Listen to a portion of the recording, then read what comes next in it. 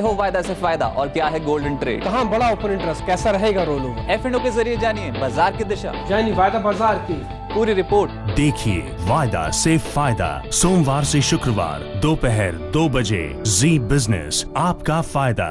Your weekly dose of best investment options. Monday, small saving plans के जरिए दुरुस्त करें अपनी saving strategy. Tuesday, best loan options के साथ छोटी करें अपनी EMIs. Wednesday, complicated insurance world में ढूंढ निकालें फायदे के सौदे। Thursday, property sector में निवेश के सहारे खोलिए मुनाफे के नए दरवाजे। Friday, equity market के खतरों से महफूज करें अपनी इन्वेस्टमेंट। आपके पर्सनल फाइनेंस से जुड़ी हर प्रॉब्लम का सलूशन। मनी गुरु सोमवार से शुक्रवार शाम 7:30 बजे जी बिजनेस, आपका फायदा। प्रायोजक Hitachi inspire the next.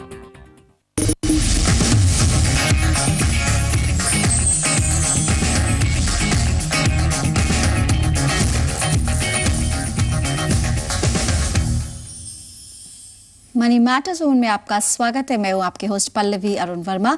Ji business का ये शो खास हमारी फीमेल व्यूअर्स के लिए है। अगर आप म्यूचुअल फंड, इंश्योरेंस या किसी भी डेट स्कीम में निवेश करने की सोच रही हैं तो हमारे एक्सपर्ट से राय ले सकती हैं। पार्टिसिपेट करने का तरीका बेहद आसान है। करना सिर्फ आपको ये अपने मोबाइल के राइटिंग बॉक्स में जाकर SHE हमारा कोड लिखकर 57575 पर भेजना होगा। इसके अलावा आप ईमेल के जरिए भी इस शो का हिस्सा बन सकती है। हमारा ईमेल ID है SHE@zenetwork.com। याद रहे कि जब आप ईमेल से सवाल भेजें तो अपना सवाल डिटेल में लिखें और अपना कॉन्टैक्ट नंबर लिखना ना भूलें, ताकि आपका सवाल हम अपने अगले शो में शामिल कर सकें। आपके सवालों के जवाब देने के लिए आज हमारे साथ स्टूडियो में मौजूद है Poonam Rungta, certified financial planner. Poonam, बहुत बहुत स्वागत है आपका। Thank you Pallavi.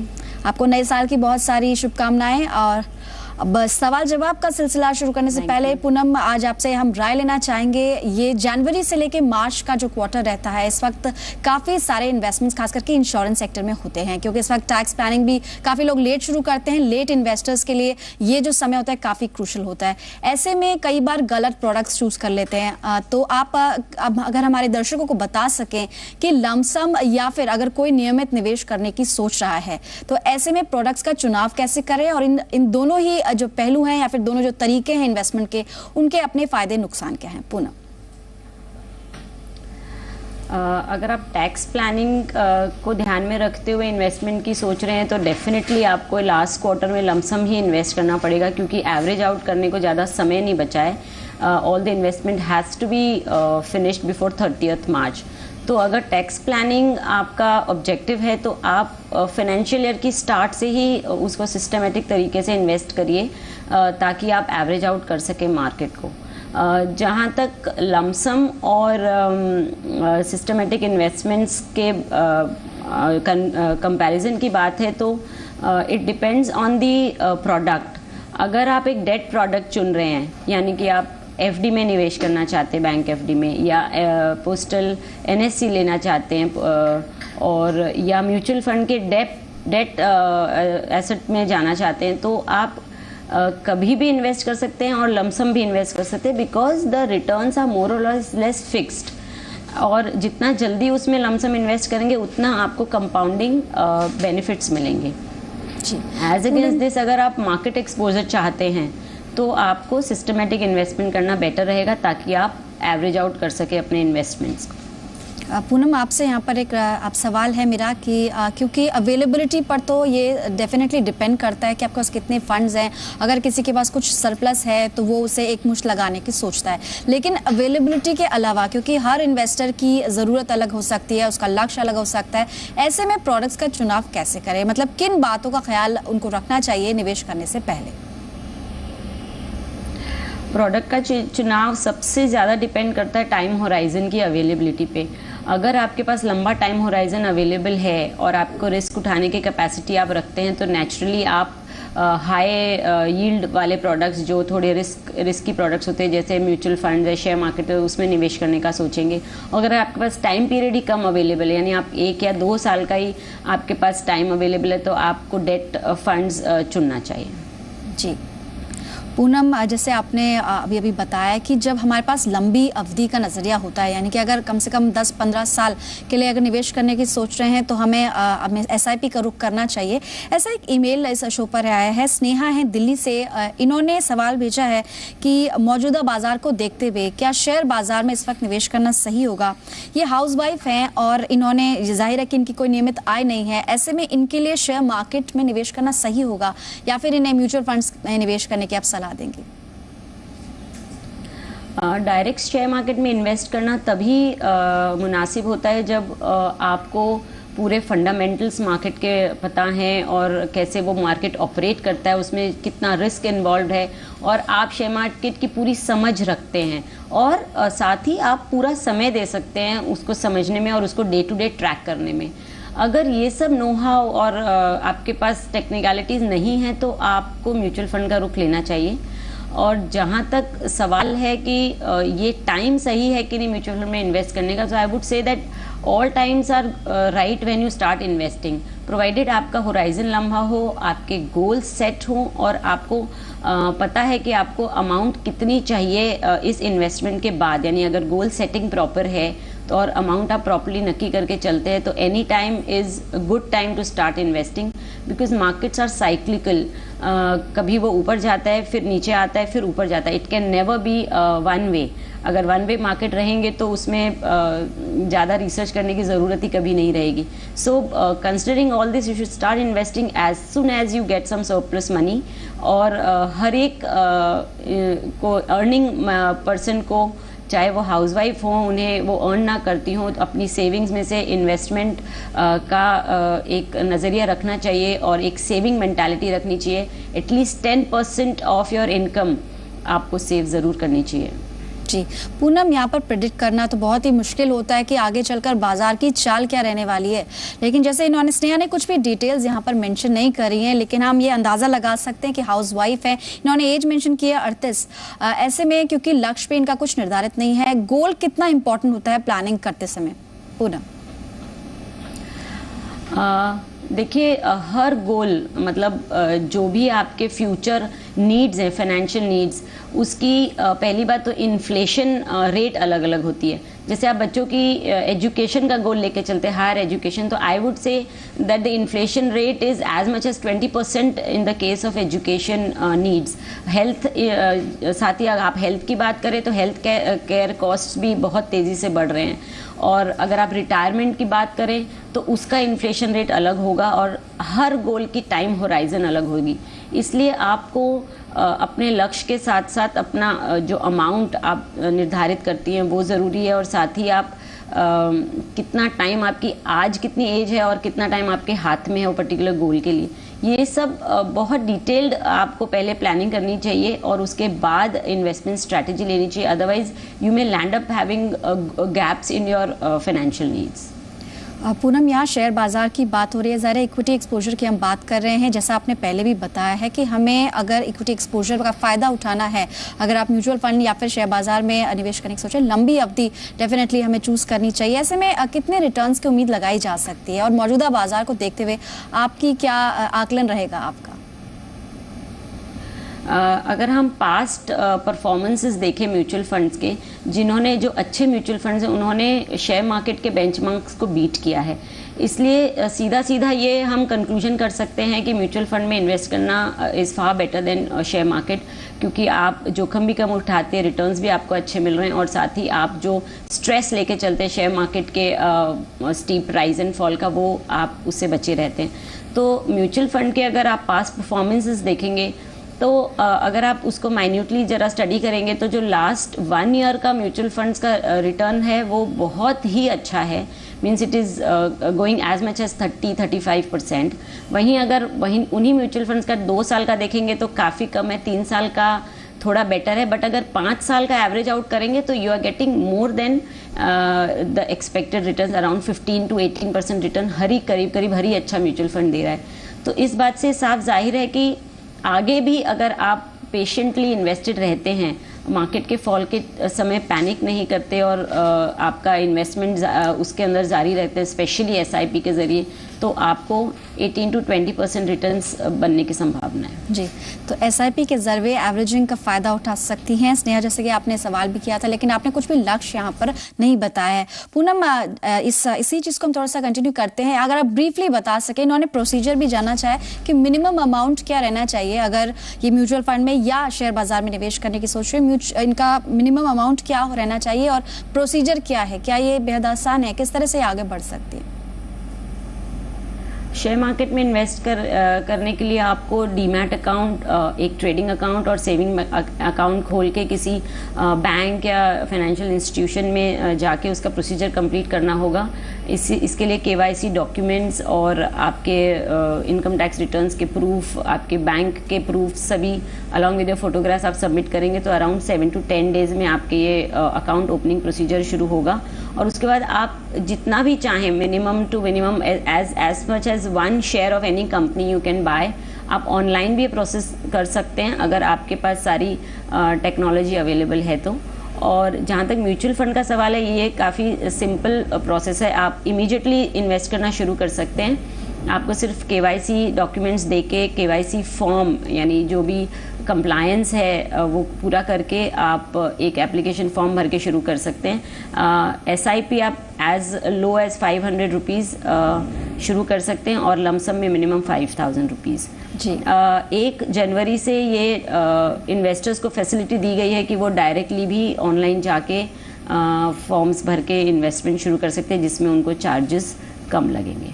जी, तो ये तो हुई इक्विटी की बात। इक्विटी में आप लंबी अवधि का नजरिया रख सकते हैं, वहीं अगर आप डेट में निवेश करने की सोच रहे हैं तो एसआईपी और एकमुश्त निवेश दोनों ही आपके लिए बेहतर होगा।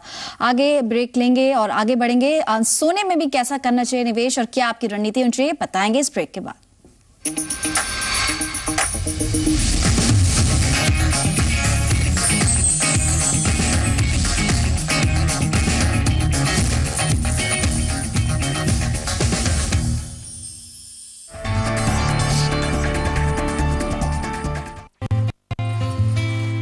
बड़े वाले सोफे के लिए, पुरानी छत की मरम्मत के लिए, सुमन की शादी के लिए।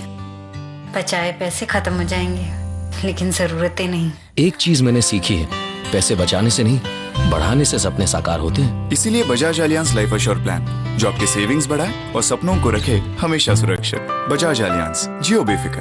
रेस हमेशा मेरी थी और मेरी ही रहेगी, क्योंकि मैं इस रेस का सबसे पुराना खिलाड़ी हूँ।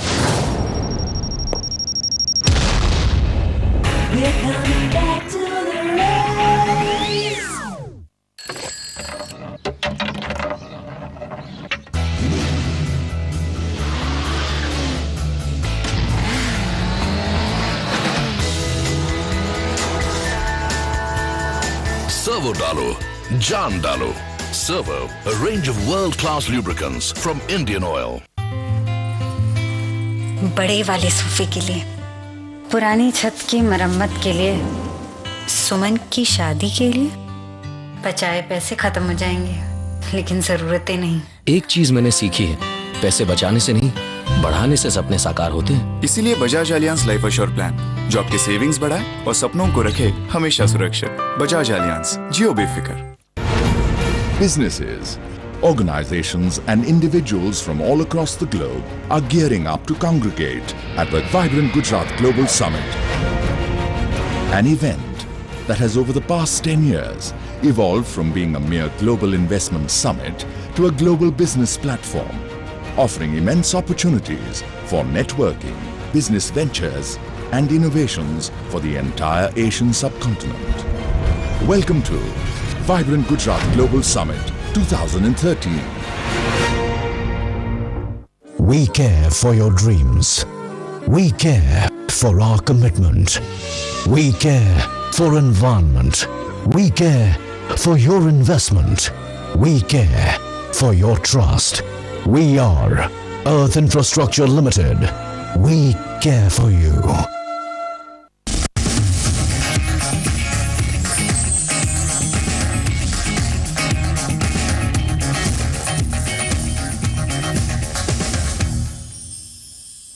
ब्रेक के बाद आपका स्वागत है। आप देख रहे हैं मनी मैटर्स फॉर वुमेन। बात हो रही है फाइनेंशियल प्लानिंग की। ब्रेक पर जाने से पहले हम बात कर रहे थे फायदा और नुकसान क्या है अगर आप लमसम इन्वेस्ट करती हैं या फिर एसआईपी के जरिए निवेश करने की सोच रही हैं। आपके सवालों के जवाब देने के लिए हमारे साथ है पूनम रुंगटा। पूनम, हमने बात की इक्विटी की, हमने बात की डेट इंस्ट्रूमेंट्स की, सोने पर यहाँ पर बात करनी जरूरी है क्योंकि फीमेल्स में देखा गया है खासा पॉपुलर है। एक कॉलर इस वक्त हमारे साथ है, सुधा वर्मा है। ये सुधा, बहुत बहुत स्वागत है आपका जी बिजनेस में। पूछिए अपना सवाल। सुधा, बताइए क्या सवाल है आपका? मेरा सवाल ये है कि मेरे को 2.5-3 लाख रुपए गोल्ड में 5 साल के लिए इन्वेस्ट करने हैं। जी ठीक है। अब ये मुझे पता करना है कि इसमें मतलब बेस्ट रिटर्न्स क्या हैं। जी चलिए सुधा, आपने अपने ईमेल में कुछ डीमैट का भी जिक्र किया है। डीमैट अकाउंट है आपके पास? डीमैट अकाउंट है मेरे पास में एंड मेरी एज 49 ईयर है। जी ठीक है। और मुझे ये पता करना है 8 साल के अंदर, ठीक है जी, इसमें जो है क्या कहते हैं। चलिए सुधा, हमारी एक्सपर्ट इस वक्त उन्होंने आपका सवाल सुना है। पूनम, जैसा इन्होंने अभी भी बताया है, उम्र इनकी अराउंड 49 है, सोने में निवेश करना चाह रही हैं। पर्पस हालांकि इन्होंने नहीं बताया, लेकिन 5 साल कम से कम ये सोने में 5 साल निवेशित रहेंगी। ऐसे में ये जो सरप्लस है इनके पास, करीब 3 लाख रुपया इनके पास है, इसको किस तरह से निवेश करें? डीमैट भी इन्होंने बताया कि डीमैट अकाउंट होल्डर हैं ये, तो क्या ऑप्शंस हैं इनके सामने? क्या इन्हें ETF का रुख करना चाहिए या फिर फिजिकल गोल्ड में निवेश करने की सलाह देंगे आप? अगर आपका होराइजन 3 साल से ज़्यादा है गोल्ड में, स्पेसिफिकली गोल्ड में या सिल्वर में निवेश करना, तो आई पर्सनली बिलीव कि फिजिकल गोल्ड रखना is more advisable because ETFs हैं और डीमैट अकाउंट में आप जब पेपर गोल्ड लेते हैं तो उसके रिकरिंग चार्जेस होते हैं हर साल। तो at the end of the day जब आप 5 साल के बाद उसे रिडीम करना चाहते हैं तो फिजिकल गोल्ड के कंपैरिजन में ETF थोड़ा कम रिटर्न दे सकता है बिकॉज ऑफ द चार्जेस।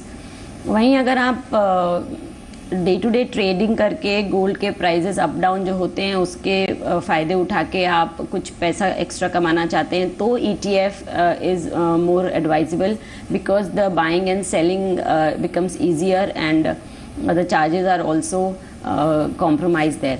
तो अगर लॉन्ग टर्म होराइजन आपका है, आप गोल्ड को रखना चाहती हैं अपने किसी गोल के लिए, तो आप फिजिकल गोल्ड खरीदें।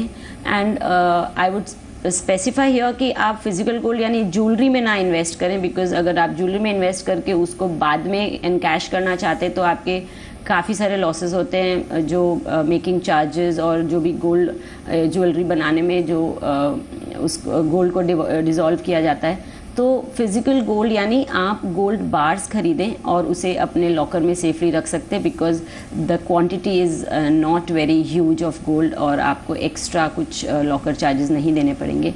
सो if the horizon is long, buy physical gold, and if it's a short horizon then invest through ETFs।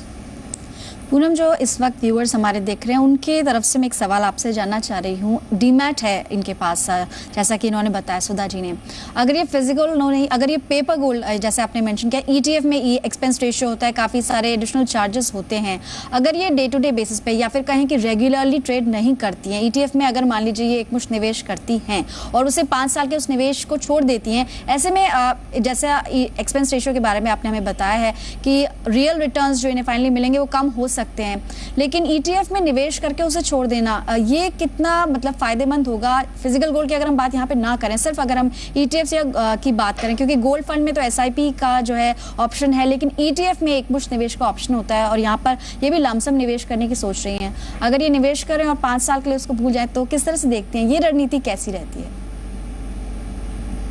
आप बिल्कुल निवेश कर सकते, 5 साल 10 साल जितना टाइम चाहें आप ETF में इन्वेस्टेड रह सकती हैं। But again like I earlier said कि आप इन्वेस्टेड रह के अगर उसको चर्निंग नहीं करती हैं तो भी आपको कंस्टेंटली उसके जो चार्जेस हैं वो लगते रहते हैं, जिससे कि आपकी इफेक्टिव यील्ड कम हो जाती है। As against this physical gold लेके अगर आप उसको एक बार रख देंगी तो उसमें रिकरिंग चार्जेस कुछ नहीं होंगे।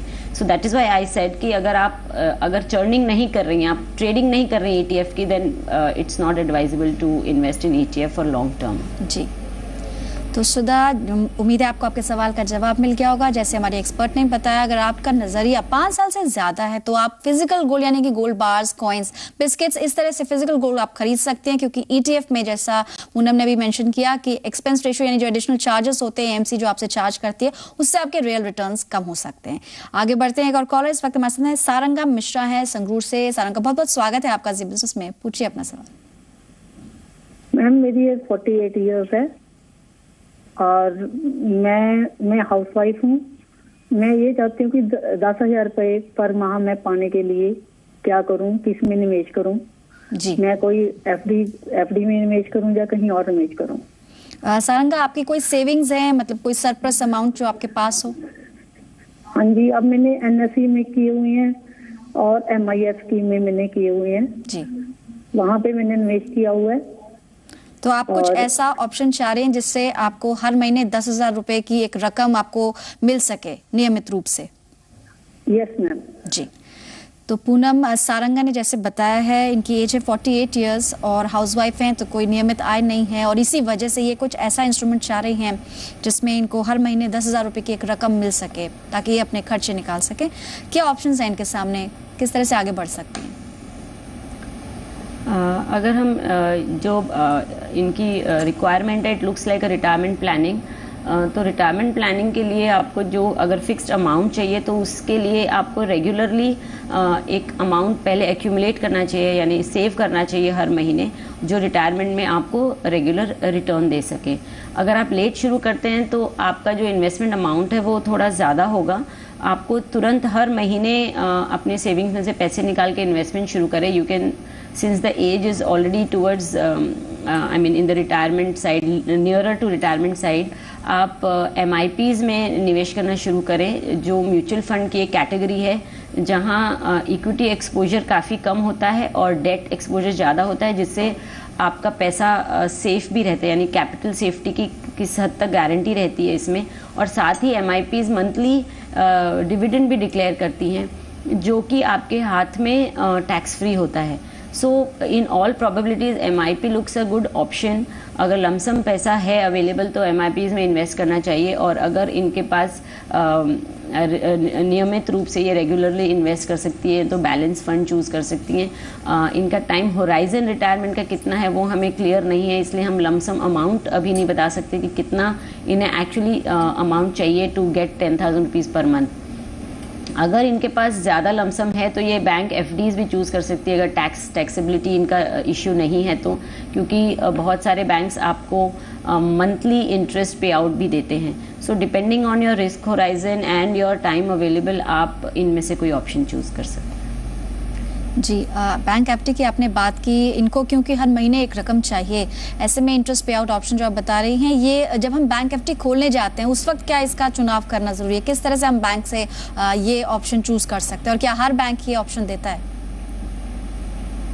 Yeah, there are 2-3 options available when you are making a bank FD. आप एक क्यूमुलेटिव इंटरेस्ट ले सकते हैं, यानी जितने अवधि के लिए आपने FD करी है, at the end of that term आपको एक साथ विद इंटरेस्ट आपका कैपिटल मिलेगा।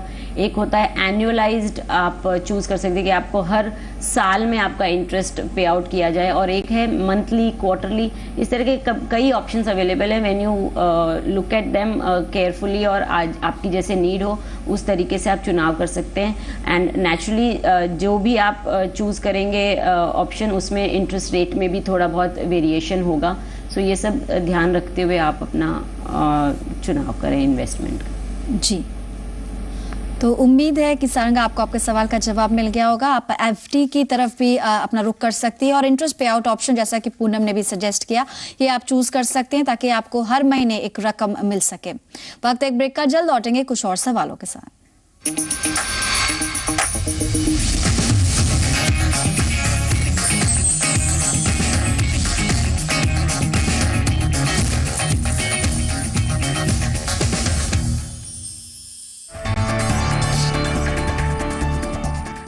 की रफ्तार के साथ मिलाइए कदम। कैसे हो वायदा से फायदा और क्या है गोल्डन ट्रेड? कहाँ बड़ा ओपन इंटरेस्ट, कैसा रहेगा रोल ओवर? F&O के जरिए जानिए बाजार की दिशा, यानी वायदा बाजार की पूरी रिपोर्ट। देखिए वायदा से फायदा, सोमवार से शुक्रवार दोपहर 2 बजे, जी बिजनेस, आपका फायदा। कमोडिटी बाजार में कैसे कमाए मुनाफा, मंडी लाइव देगा आपको मौका। हर कमोडिटी पर सटीक कॉल्स, बेहतरीन ट्रेडिंग टिप्स, करेंसी का दर का हाजिर बाजार का जायका, आपके सवाल और एक्सपर्ट्स के जवाब। देखिए मंडी लाइव सोमवार से शुक्रवार दोपहर 12:30 बजे, शाम 5:30 बजे। जी बिजनेस, आपका फायदा। प्रायोजक प्रकृति जैसी शुद्धता हमारी पहचान, MDH मसाले, टाटा स्वच्छ नैनो टेक वाटर प्योरीफायर और मारुति सुजुकी। FIS की रणनीति से बदलती बाजार की दिशा। डीलर्स रूम में कहां लगे हैं दांव? क्या हो आपकी शेयर नीति, जिससे पोर्टफोलियो बने फायदे में। निवेश का गुरु मंत्र, सीधे एक्सपर्ट से। देखिए आपका बाजार सोमवार से शुक्रवार सुबह 10:30 बजे। जी बिजनेस, आपका फायदा। प्रायोजक V Guard water heaters refresh करे जिंदगी, लाइफ में असली स्वाद जगाए MDH टंकी चाट मसाला और टोयोटा इटियोस एंड लाइवा।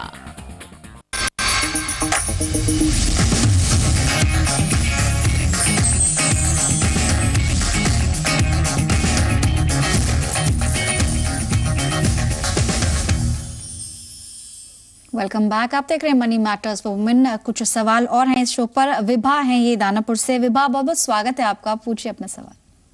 मेरा सवाल है कि हम बैलेंस फंड के बारे में जानना चाहते हैं, कोई अच्छा बैलेंस फंड हो तो बताएं। और एक मेरे पास वर्ल्ड DSP ब्लैक रॉक का वर्ल्ड गोल्ड फंड है, उसमें हम बने रहे या निकल जाए, SIP है। जी विभा, जो आपने हमें यहाँ पोर्टफोलियो हमारे साथ ईमेल के जरिए शेयर किया है, उसमें आपने कुछ लमसम इन्वेस्टमेंट्स करे हुए हैं और कुछ उसमें एक SIP भी है गोल्ड फंड में। अब जो आप बैलेंस फंड की तरफ सोच रही हैं इसको इंक्लूड करना, ये SIP के जरिए निवेश करने की सोच रही हैं? जी हाँ, SIP के जरिए। जी चलिए, क्या ऑप्शंस है आपके सामने, कौन सा फंड आप चुन सकते हैं? हमारे एक्सपर्ट हैं इस वक्त पूनम रुंगटा। पूनम, आपसे जानना चाहेंगे इनका पोर्टफोलियो एक तो पहली नजर में कैसा लगता है आपको, क्या कुछ इसमें एलोकेशन चेंज की जरूरत है, कुछ रीशफलिंग, और साथ ही इन्होंने जैसे अभी मेंशन किया DSP ब्लैक रॉक का जो फंड है, क्या इसमें से इन्हें निकल जाना चाहिए? क्या ऑप्शंस हैं इनके सामने? इनके जो फंड पोर्टफोलियोज हैं उसमें जो कंसंट्रेशन मैं देख रही हूँ वो स्मॉल कैप्स का है। जो स्मॉल कैप सेक्टर है वो काफ़ी वोलेटाइल रहता है, तो उसमें रिस्क भी ज़्यादा है और उसमें लॉन्ग टर्म आपको बने रहना चाहिए। तो प्रॉपर डाइवर्सिफिकेशन के लिए आपको एक स्मॉल कैप, यानी आप रिलायंस स्मॉल कैप बंद कर दें और उसकी जगह लार्ज कैप फंड एक इंक्लूड कर अपने पोर्टफोलियो में, चाहे तो आप रिलायंस टॉप 100 फंड ले लें, HDFC टॉप 100 फंड शुरू करें, ताकि आपका पोर्टफोलियो प्रॉपर बैलेंस हो सके। जहाँ तक सवाल है आपका बैलेंस फंड के चुनाव का, तो आप HDFC प्रूडेंस फंड या बिरला सन लाइफ का प्लान 95 ले सकती हैं, जिनके पास रिटर्न्स भी अच्छे रहे हैं। और बैलेंस फंड आपकी एज के मुताबिक रखना एडवाइजेबल है, क्योंकि इसमें रिस्क थोड़ा कम रहता है, because debt portion and equity portion दोनों इन फंड्स में रहते हैं। एक हाइब्रिड किस्म के फंड्स होते हैं। तो आप बैलेंस फंड में निवेश करें, और मगर अपने पोर्टफोलियो को टाइम एंड अगेन ज़रूर मॉनिटर करते रहें, क्योंकि आपने लमसम इन्वेस्टमेंट किया है। अगर अभी आपको मार्केट्स में अच्छे रिटर्न मिल रहे हैं, because I don't know when had you done this investments, but if they are making good profits then you can think of booking your profits also. जी, तो जिस तरह से पूनम ने भी बताया है, कुछ फंड्स आपके सामने हैं, आप इनको चूज कर सकती हैं, और आपके पोर्टफोलियो में लार्ज कैप फंड एक भी नहीं है तो HDFC टॉप 20 की तरफ आप सोच सकती हैं। अगर आप भी शो में पार्टिसिपेट करना चाहती हैं, तरीका बेहद आसान है। करना आपको सिर्फ ही अपने मोबाइल के राइटिंग बॉक्स में जाके SHE हमारा कोड लिख के 57575 पर भेजना होगा। इसके अलावा आप ईमेल के जरिए भी अपना सवाल हम तक पहुंचा सकती है। हमारा ईमेल ID है SHE@ZNetwork.com। आज शो में इतने ही सवाल लेंगे। पूनम, आपका बहुत बहुत शुक्रिया आज इतने सारे सवालों के जवाब, और आज साथ ही आपने जो हमें एडवाइस दी उसके लिए भी।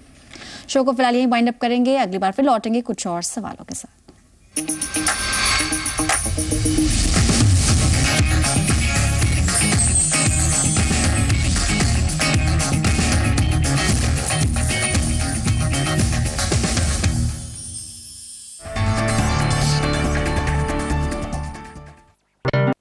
वक्त अपने साथ बहुत कुछ लाता है, कभी कुछ अच्छा, कभी कुछ बुरा।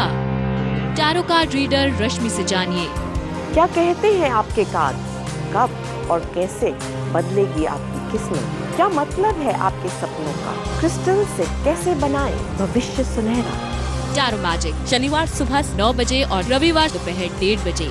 जी बिजनेस, आपका फायदा।